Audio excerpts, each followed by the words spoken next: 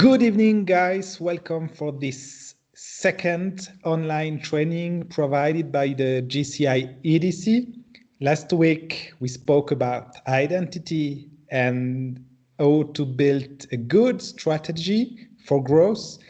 And tonight, we will speak with Emilia about the ACF, like Active Citizen Framework. But Emilia, you took the letter and you built something new around activate, collaborate, and fire up your action. Emilia. Yes, I certainly did. Because I think we should remember that ACF is just a tool, and it's a tool that will help us to activate our members and ourselves and remind us to collaborate. And then finally, we will end up firing up our actions. So, but let's begin with this online session. First of all, I would like to remind you that last time, where it basically ended the latter part of the growth strategy, was that when we need a strategic plan of action. And when we think about strategic plans and what actions to take, this is where the ACF hits in. So just to remind you, here's the roadmap for success. There was the first phase, identity, which Henry told you about. Then the second phase is the strategy building. And the third phase is the plan of action. So, and now I will briefly take you through what we have on this online session. There's the introduction to the Active Citizen framework. We do have some project tools, and I have also prepared some project tool assignments for you for this online session. These are easy think through tasks. So in order you to have more influence and more positive impact for the online training, it would be good to have some pen and paper ready with you. And also to be ready to pause the online training at certain times to give yourself some time to think through the questions asked. So, but let's begin. When we talk about actions, we should always start with why. You know, why are we doing this? Is why our chapter is into these things and these kind of things. But so where do we actually start with? I think we need to start with our mission. Our mission is to offer development opportunities. And when we talk about development opportunities, I think we need to remind ourselves that we are here for self-development purposes. We learn new skills. We learn those in leadership skills. We learn different sort of soft skills. And these soft skills are something that we all use in our everyday work life also. There's the different kind of communication skills, team building skills, social skills, and also we do a lot of problem solving. And what is very important about when we talk about projects and why we need to do those is that we have the identity and the idea that we are learning by doing. And actually what our trainings are doing, the trainings we always have in our chapters, the trainings are something that offers us information. But this information in order it to become skills, we need to practice it. So transforming information from trainings into skills through practice. That is learning by doing. The second part of our mission is to create positive change.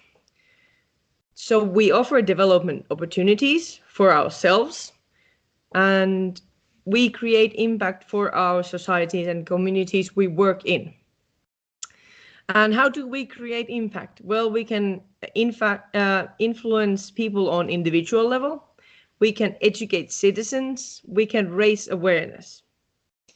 And at a community level, we solve local challenges and we also prevent future challenges to appear. So we do have this reactive approach and proactive approach. And often when we talk about ACF, we pump into the challenge that we notice that it's actually a reactive approach, because we are trying to solve some existing problem. But I think it's more of just a matter of how we think, and ACF can as well be used as a proactive approach, a proactive tool. And our vision is one of the whys. Vision to be the leading global network of young active citizens. In order to be a global leading network, I would say we do need to also work as a network, and what this network offers us is social capital, and we also gain those skills as active citizens through the projects we do, through the network we have, and the network we build up upon those projects. So let's go. These were the whys, and there are probably also many other whys to you personally, so you can also think about those and think these through in your own chapter. But the ACF, the starting point. So this is a thinking assignment for you. So think briefly and write down your quick notes. How are you actually currently deciding on projects? So in your local chapter, how do you decide on what projects you take with? So pause here and take some minutes to think and write down your notes. Actually, it is important for the latter part of the online training that you do write these down. Let's move on forward. The second assignment. Choose one project that you have participated in your own chapter and sketch out the overview of the project. What we did, what was the mission, what we solved, these kind of things. And once you have the rough overview, then add to your notes 3 key elements it offered to the members and 3 key elements it offered the community. And yet again, pause here and take some time for yourself. Now, let's move into the Active Citizen Framework, the actual tool. You've probably all seen this picture before. It's a good overview that shows us the different parts of the Active Citizen Framework. The picture actually says that a better world begins here. It's the analyzing phase. But you can also use this tool, because it's a circle. You can use it in any existing projects or project that you have already done, and throw them into the circle and continue from there. So don't be stuck that you didn't start up it perfectly. You can continue with this tool also. It will anyhow provide you good answers and good questions and to think about when you go ahead with the project, and even at the very end of the project. So, but let's next go through these different phases quickly. And I would like to remind you that in the jci.cc, there's a lot of information about this, and there are also projects where ACF has been used. So I will provide you a link in the comment section for the jci.cc for you to have more info and more detailed introduction to the tool. But so step 1 is the analyze. So what actually happens in the analyze phase? That is where we start examining the community needs. What is happening in our operational environment? What are the issues in the everyday life at governmental level, at business level, at social level? So this is the phase where we should use a lot of time in to examine to where and what is actually needed.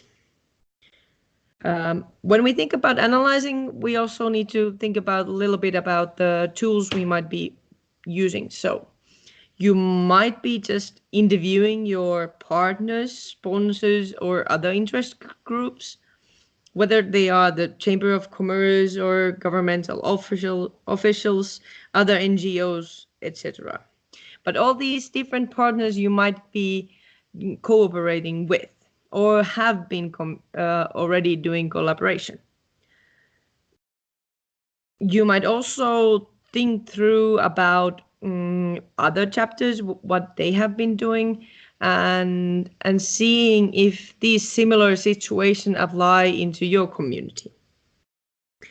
And it's also a phase where you can estimate and evaluate on if you want to be really proactive, to evaluate different sorts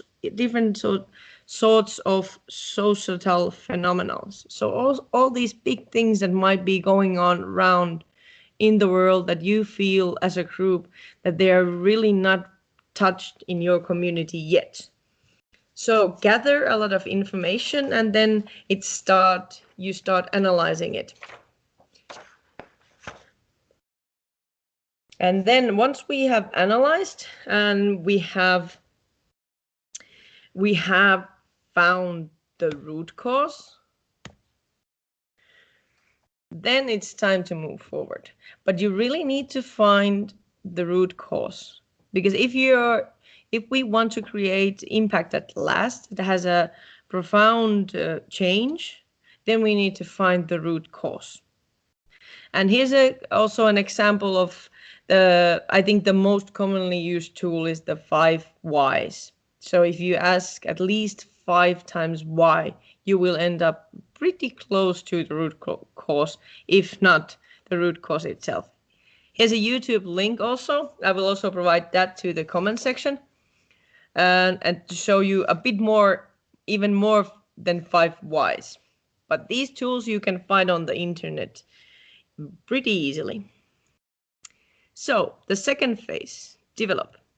So what happens in the develop phase is that we start formulating the solutions.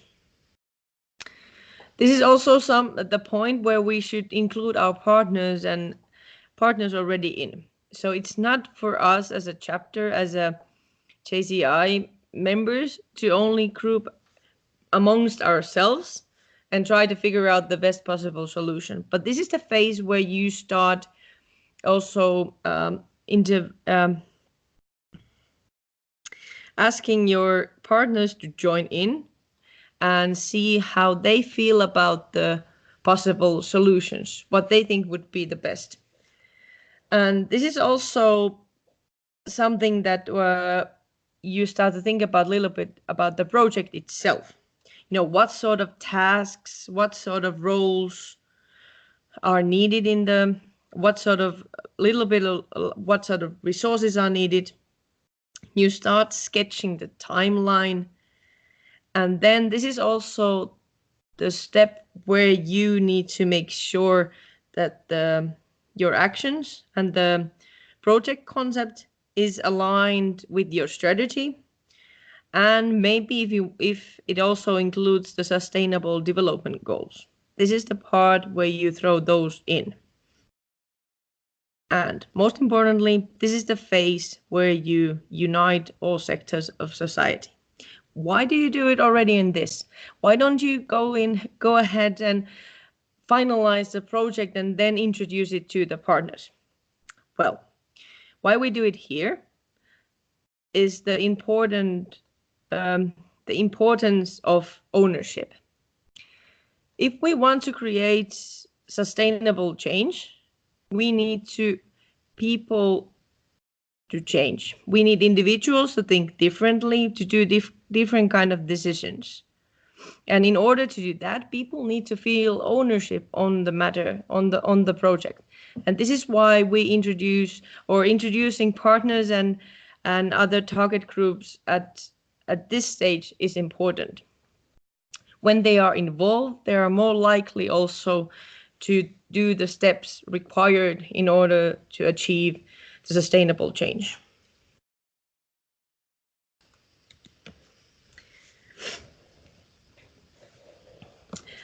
The estimation of resources needed. Why is it done this phase? Well, it's also because when we want our partners to be involved, whether they are resources we need are monetary or it's finances or it's sponsorship or it's other sort of know-how, or maybe it's an event hall or something like this. So we need to think about and estimate a little bit about the resources and involve our partners already at this stage. The step 3, the execution. Well, this is the easy part. This is where you just follow up and take action according to your plans. So when you have plans and you have your partners, the execution is it should be the most fluent part. This is where you have drawn the dance lines already. Of course, nothing goes ever as planned, but if we hit close to it, it's good. But this is also the phase where we normally mobilize the community, or we have those big events where we get a lot of media coverage, and this is where we are shown. So this is our minute at the stage, or the 15 minutes of fame for the project. So it is certainly an important part, but a lot of the projects happens also on the stage, behind the scenes, so to say. Then, once we have, actually done the project, it's normal for us to say like, yeah, well job, good job, guys, and then we go home. But when we look at the ACF, it's certainly not, the project is not yet over. There's still the important phases of, for example, review. So what are we reviewing?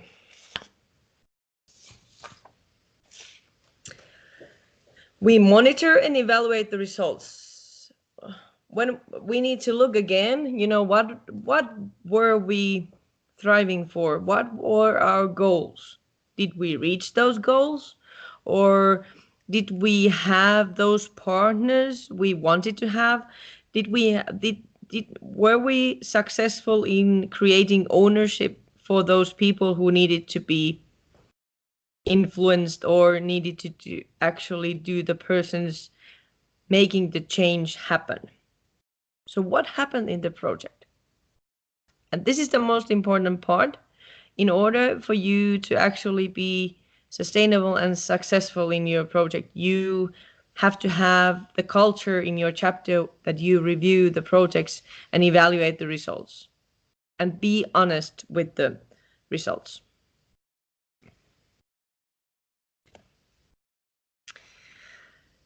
Step 5, the partnerships. As mentioned before, the partnerships are along each step of the way. So partnerships are not something separate. They are something that should be involved in all the different steps of the project, if you want to result sustainable impact, that is.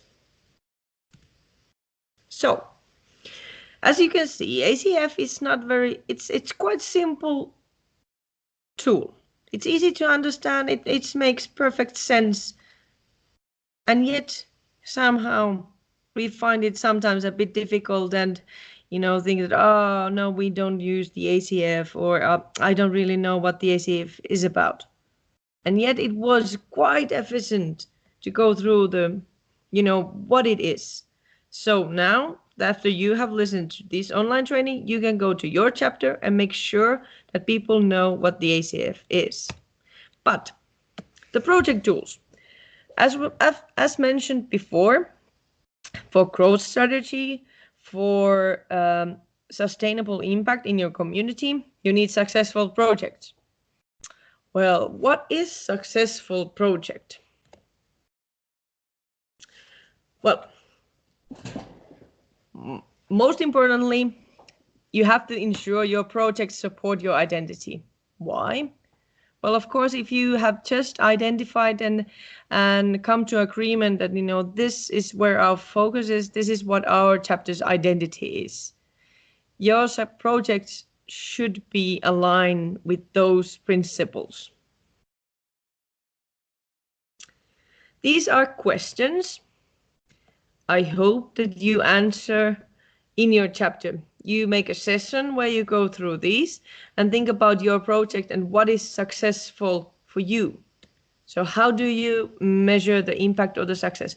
Because from the outside, it's pretty difficult to say that what is successful and what added value for membership does any project you do bring.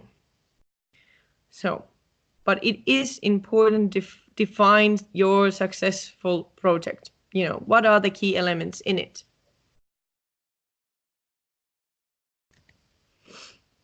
And what development opportunities will it offer? I think we all have been in those chapters and situations where we struggle finding persons for the project. We try to involve people by saying that, oh, this is so cool project, you get to work with the partners, or this is the impact we are creating.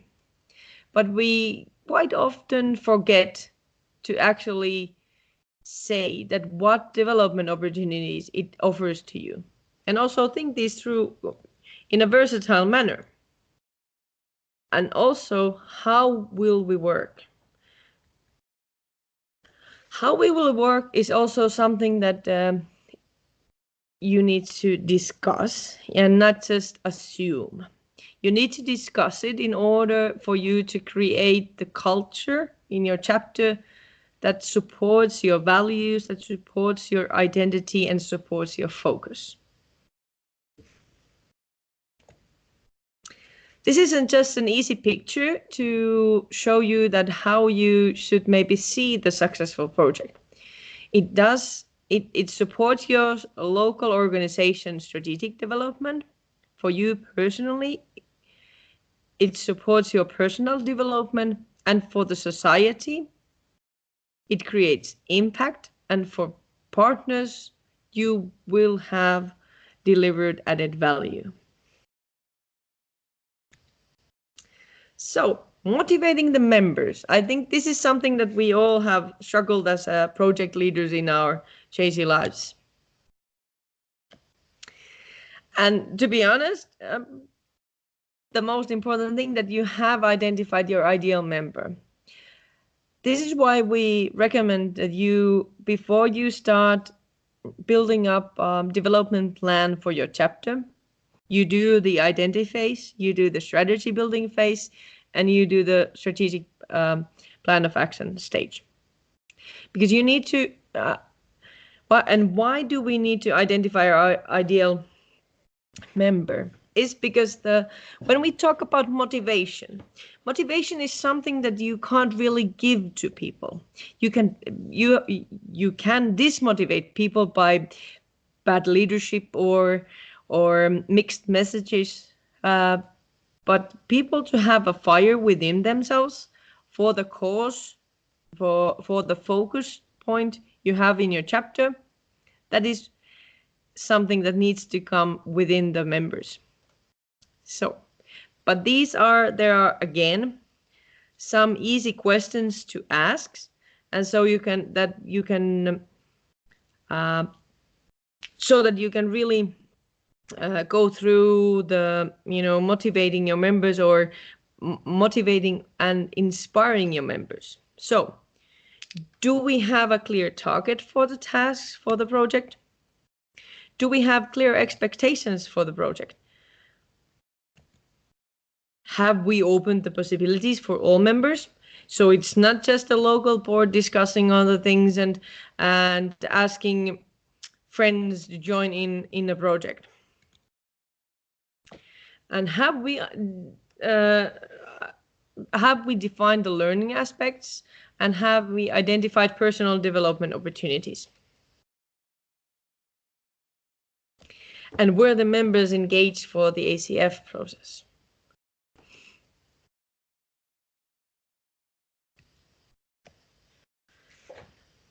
If you ask these questions, you are pretty close in finding purpose in your all doings. Because this is when we talk about putting hours in as in volunteer work, in creating positive change, we do need to individually find and see and feel the purpose in our doings.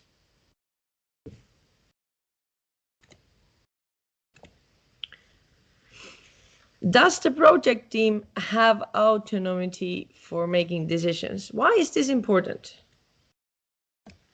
Does the project team have possibility for a reward? The decision-making process for the project team.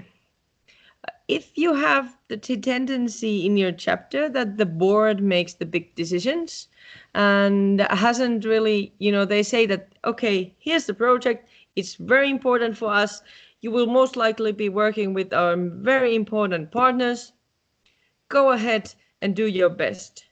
And then the team starts building up the project and working on it. And then you have a member from the board coming in and say that, no, you can't do that. And no, this is not what we're supposed to do. Well, you can probably feel that it might start coming a bit dismotivating for the team members. And does the project team have a possibility for a reward? If it's you can have the reward, that depends on whether it's financially, a project with financial possibilities, or whether it's a learning aspect or something. But the project team needs to have a possibility for a reward. And the team needs to come, they need to come up with the idea for the reward, because nobody from the outside can tell them what would be motivating or inspirational reward. And do we have a model for creating a team? This is also something that you need to think about in the chapter in your board. How do we create teams? Do we have a model? Do we, how do we do it? And is it clear for everybody?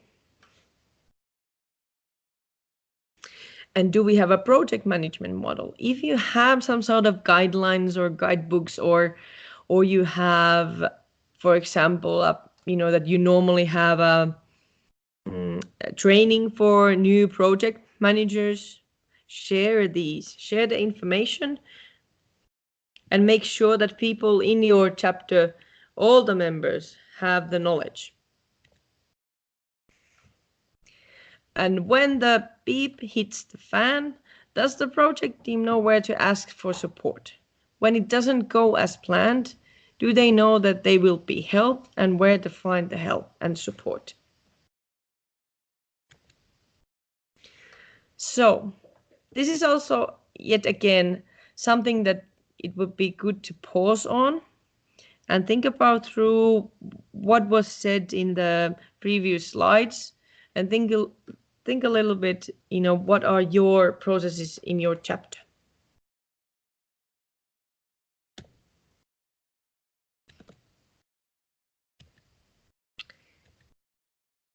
These questions here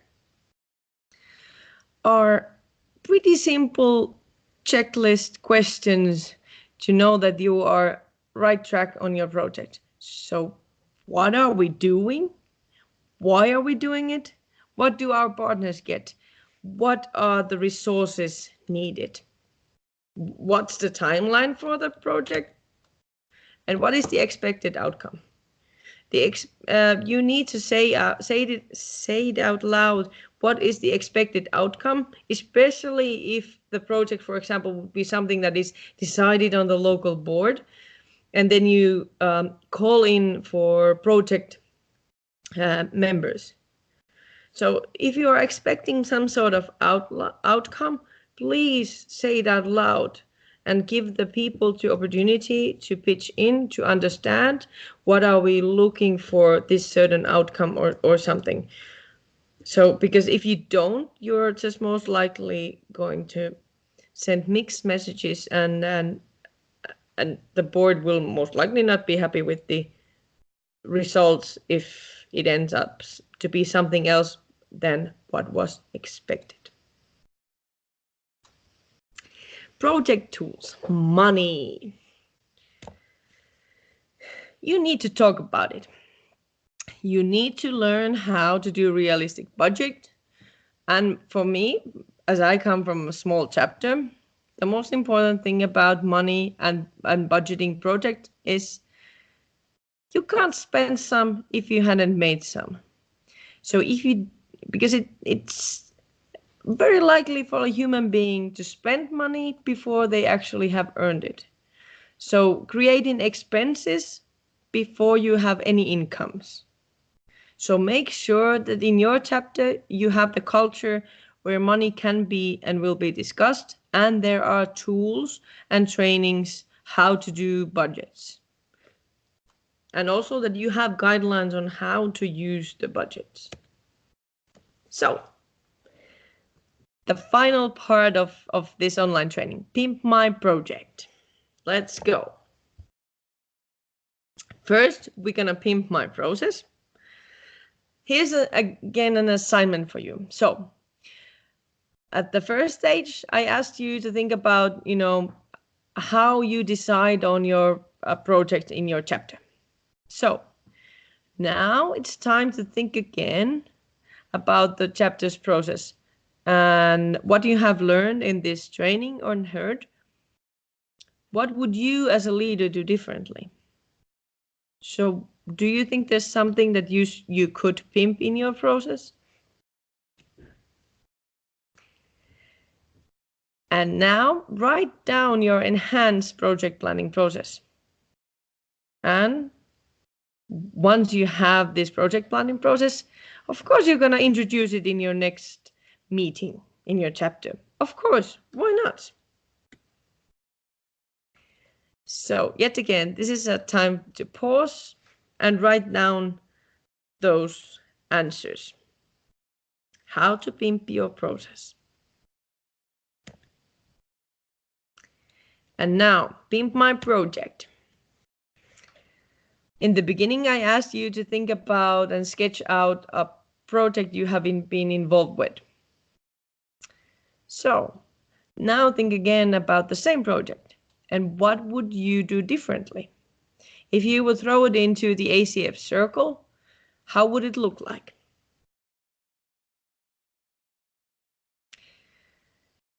So write down your ideas for the pimp process and also present your pimped project and the process behind it in your next chapter meeting.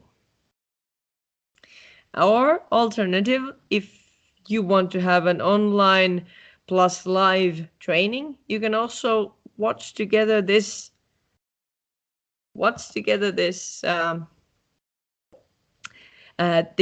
training and do the tasks while you're actually watching it. So choose your way of using this online training. If you have any questions, please don't hesitate to contact me. You can send me email. You can see the address here. And yes, this was it. So thank you guys and hope you will activate, collaborate and fire up your actions. Thank you, Emilia. That was an amazing training.